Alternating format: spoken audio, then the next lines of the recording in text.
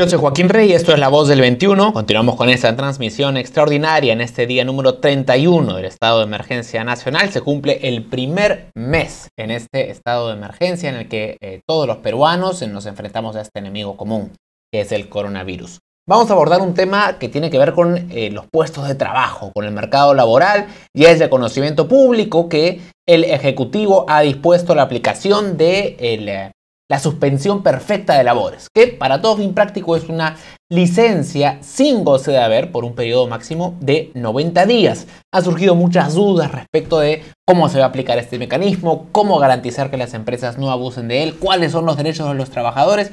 Vamos a abordar estas preguntas con Sergio Quiñones, quien es director general de Derechos Fundamentales del Ministerio de Trabajo y Promoción del Empleo. Señor Quiñones, ¿cómo está? Buenas tardes. ¿Qué tal? Buenas tardes, Joaquín. Muchas gracias por la invitación. Por tomar nuestra llamada. ¿Cuál es el objetivo que busca el gobierno al aprobar esta medida? Bien, gracias. Primero reitero el agradecimiento por permitirme tener esta entrevista y poder aclarar algunas dudas que puedan generarse.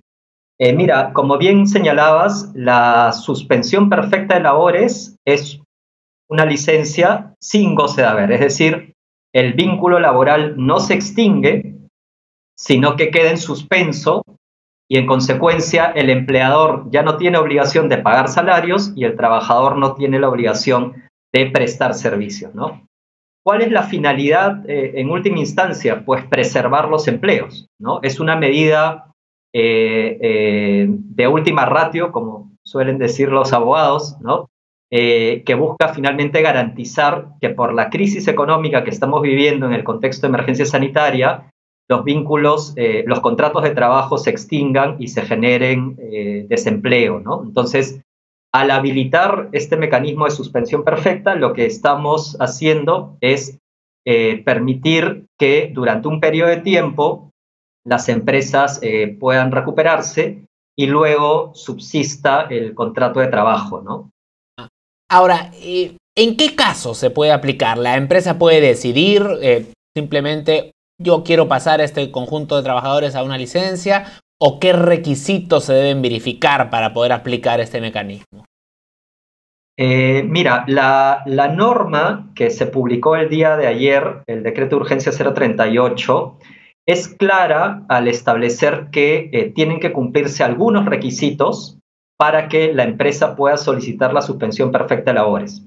Es decir, y este sí tiene que ser un mensaje claro, no todas las empresas deben o pueden aplicar la suspensión perfecta de labores, sino que está pensada para aquellas empresas que en primer lugar hayan agotado los mecanismos previos que se señalan en la norma, que son el trabajo remoto, la licencia con goce compensable y cualquier otro mecanismo de acuerdo voluntario con los trabajadores que pueda evitar ir a la suspensión y más bien mantener el flujo de ingresos. Por ejemplo, la reducción de jornada, que conlleva una reducción de remuneraciones, adelantos de vacaciones, en fin, cualquier tipo de acuerdo. Todas estas medidas anteriores, digamos, como una reducción de la jornada o el adelanto de vacaciones, deben ser siempre por mutuo acuerdo entre trabajador y empresa, ¿correcto? Correcto, correcto. O sea, es una suerte de mecanismos previos que se van agotando, ¿no? Cuando empezó la cuarentena, la apuesta fue por el trabajo remoto, ¿no? Y en su ausencia las licencias con goce compensable, ¿no? Siempre existe la posibilidad de que la empresa y el trabajador lleguen a acuerdos voluntarios y esos acuerdos pueden incluir, como veníamos diciendo, una reducción de la jornada, que conlleva reducción de remuneraciones, adelantos de vacaciones, etc. Si la empresa... Un ejemplo, por ejemplo, si es que es una empresa que ha visto sus ingresos reducidos, que no puede hacer trabajo remoto porque el tipo de labores no son susceptibles de ser hechas a distancia y el trabajador no quiere reducir su tiempo o su prestación, la empresa puede entonces unilateralmente decir pasas entonces a suspensión perfecta. Bueno, lo que la norma prevé es que se agoten estos mecanismos previos, ¿no? Entonces, la idea es que esta empresa primero intente llegar a unos acuerdos con sus trabajadores y si esos acuerdos no se pueden llevar a cabo, pues recién podrá aplicar la suspensión, ¿no? Además... La decisión, en este caso, o sea, la empresa es la que decide la suspensión, ahí el trabajador no tiene digamos, en esta negociación, ¿tiene una participación? Correcto. Si no se pudo llegar a un acuerdo, pues la empresa decidirá unilateralmente la suspensión, la que, dicho sea de paso, se solicita al Ministerio de Trabajo y va a ser verificada en un plazo de 30 días desde formulada la solicitud por la SUNAFIL, ¿no? Lo que se quiere evitar con esta verificación es que las condiciones previstas en la norma para que las empresas se acojan sean reales y que la empresa no esté usando fraudulentamente la figura, ¿no? Ahora, ¿esta verificación se da en paralelo a la suspensión o es que tiene que acabar el proceso de verificación para que luego el trabajador sea suspendido? La suspensión opera con la solicitud que hace la empresa, ¿correcto? Entonces, en el momento en que hace la solicitud, opera la suspensión, los trabajadores dejan de laborar y la autoridad de trabajo, en este caso SUNAFIL, va a tener que hacer una verificación de que esa información que la empresa ha presentado con su solicitud con carácter de declaración jurada es real, ¿no? Si se comprueba que la información es real, entonces la suspensión opera y continúa sin ningún problema. Si la SUNAFIL más bien detecta que la información es falsa o se ha hecho un uso fraudulento, se sanciona a la empresa considerando que todos estos días que han transcurrido de suspensión en realidad fueron trabajo efectivo y por lo tanto tendría que pagar las remuneraciones. Ahora, ¿esta verificación se hace de oficio automáticamente o el empleado tiene que presentar el caso ante SUNAFIL o el ministerio? No, esto es de oficio. La norma establece que una vez hecha la solicitud por la empresa, la autoridad de trabajo tiene un plazo máximo de 30 días para hacer las verificaciones. Esto se hace de todas maneras sin que los trabajadores afectados por la medida tengan necesidad de solicitarlo, ¿no? Ahora, la verdad que lo que genera un poco de preocupación es, ¿va a tener el ministerio la capacidad de revisar todos estos casos que me imagino van a venir, pues, va a venir una ola importante, desgraciadamente, porque muchas empresas han visto su actividad reducida? ¿Van a poder revisar en 30 días todos los casos? Una carga de trabajo muy importante. Bueno, esperamos que las medidas previas que la norma establece como requisito se agoten, ¿no? Y que las suspensiones sean en realidad una salida última, ¿no? Y no la primera.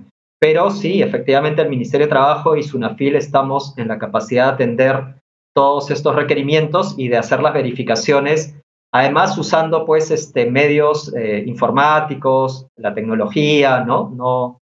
No necesariamente va a ser en una verificación in situ, ¿no? Ahora, lo que sí es, sí. Perdone, lo que sí creo que es importante mencionar y que no ha habido todavía oportunidad de ello, es que esta norma, si bien está habilitando esta medida de suspensión perfecta de labores, está también estableciendo unas garantías para que los trabajadores que se vean afectados con la medida tengan un cierto nivel de ingresos, ¿no? Y eso es, digamos, algo que también se debe valorar y mencionar, ¿no? Hay un esfuerzo del gobierno para que aquellos trabajadores que, repito, una vez agotadas las medidas previas, la empresa solicita la suspensión y los trabajadores se quedan sin trabajar, entonces el gobierno está asumiendo el costo de que la cobertura del seguro social de salud se mantenga, por ejemplo, ¿no? Una medida adicional también para mantener el flujo de ingresos es permitir la disposición de la CTS, ¿no? Se está habilitando la posibilidad de que los trabajadores afectados con la medida retiren hasta el valor de una remuneración bruta mensual mientras dure la medida, ¿no? De tal manera que mantiene el nivel de ingresos.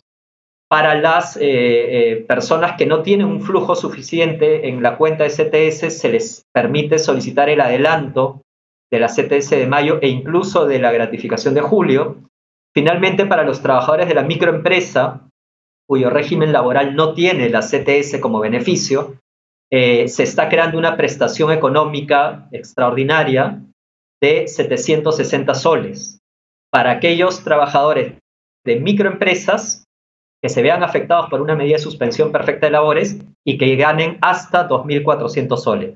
700 soles al mes durante el tiempo que dure esta suspensión. 760 soles al mes por un máximo de 3 meses. De acuerdo, entonces tienes el retiro de la CTS equivalente hasta por un sueldo de remuneración, el subsidio de 760 soles. Había también el retiro de las AFP, me parece, para esto. También el decreto de urgencia ha establecido como una medida extraordinaria la posibilidad de retirar en un único monto hasta 2.000 soles de las cuentas de AFP, ¿no? Entonces, lo que se está habilitando es, digamos, la disposición de montos de dinero del trabajador que en teoría están congelados para ser usados a futuro, pero hay que recordar que estamos pues en una coyuntura extraordinaria de emergencia y entonces la norma ha previsto estas medidas para paliar las consecuencias de una suspensión perfecta, que como repito, debe ser la última medida a considerar, ¿no? Es decir, es la medida necesaria para preservar empleo. Sobre este subsidio de 760 soles mensuales, dice usted que es para la microempresa. ¿Qué significa? ¿Qué es una microempresa? ¿Hasta cuántos trabajadores o cuánto ingreso? ¿Cómo se mide esto? Una microempresa está definida por su nivel de ingresos.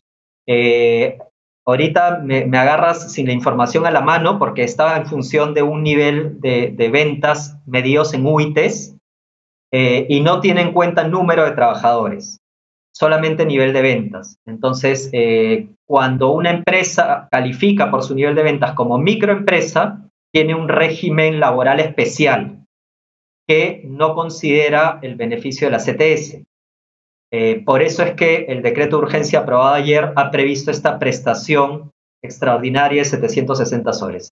Empresas que no califican como microempresa y que están sujetas al régimen general sí tienen la CTS y por eso es que también se está permitiendo la disposición en esos casos. Otra preocupación que tienen algunos trabajadores es qué pasa si al término de los 3 meses, bueno, desgraciadamente la situación no ha mejorado todavía para la empresa, las ventas siguen bajas.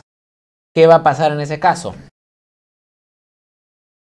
Bueno, la norma que se ha publicado y que ha entrado en vigencia ha establecido que las medidas que se adopten durante su vigencia tienen un máximo de duración de hasta 30 días posteriores al término de la declaratoria de emergencia sanitaria, ¿no? Entonces, y que esta declaratoria se puede prorrogar. Con lo cual, en principio, si las condiciones sanitarias por el COVID-19 ameritan que el estado de emergencia se prorrogue, las medidas se podrán prorrogar. Si no, es hasta 30 días posteriores al cese del estado de emergencia que, si mal no recuerdo, termina el 9 de junio o 10 de junio, con lo cual la suspensión debería tener como máximo hasta 30 días después.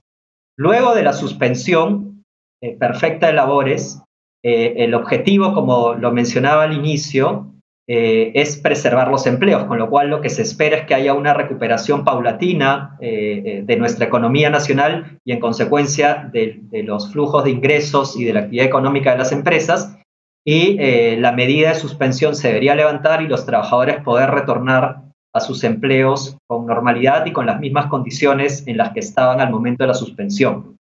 En buena cuenta, si bien es una medida inicialmente por 90 días, eventualmente se podría prorrogar si es que la situación no mejora.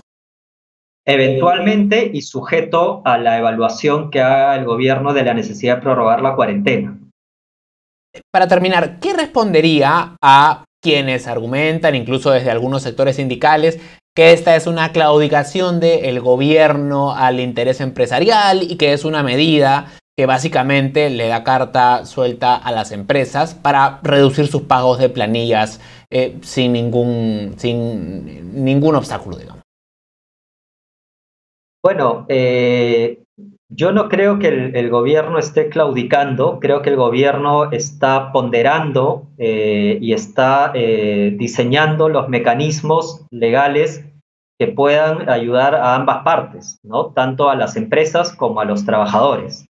Lógicamente, ninguna medida, más aún en el ámbito laboral, va a satisfacer plenamente a todas las partes, ¿no? Pero lo que se está haciendo desde el Ministerio de Trabajo es nuestro mejor esfuerzo para tratar de llegar a medidas razonables y que a la larga, como venimos diciendo, permitan la subsistencia de los empleos, ¿no? Que es a lo que queremos apuntar. Bien, señor Quiñones, yo le agradezco mucho por este enlace. Ha sido muy claro, nos ha permitido despejar algunas de las dudas que teníamos. Muy amable. Muchas gracias, Joaquín, por la oportunidad. Buenas tardes. Gracias. Bien, era Sergio Quiñones, director general de Derechos Fundamentales del Ministerio de Trabajo y Promoción del Empleo, haciendo importantes precisiones sobre esta medida de suspensión perfecta de labores que ha dado en gobierno, que ya está en vigencia y que permitiría licencias sin goce de haber hasta por un periodo de 90 días, luego de que se hayan agotado otras alternativas que permitan un mutuo acuerdo entre empleador y empleado para hacer frente a esta nueva realidad económica que ha venido de golpe con la irrupción del coronavirus en nuestro país. Bien, vamos a hacer un corte. Puede seguir usted informado en todo momento. Estamos en redes sociales de Perú 21, en Twitter, en Facebook, en Instagram, en YouTube y nuestra página web que se actualiza minuto a minuto. Volvemos en cualquier momento con más información en este día número 31 del estado de emergencia nacional. Con permiso.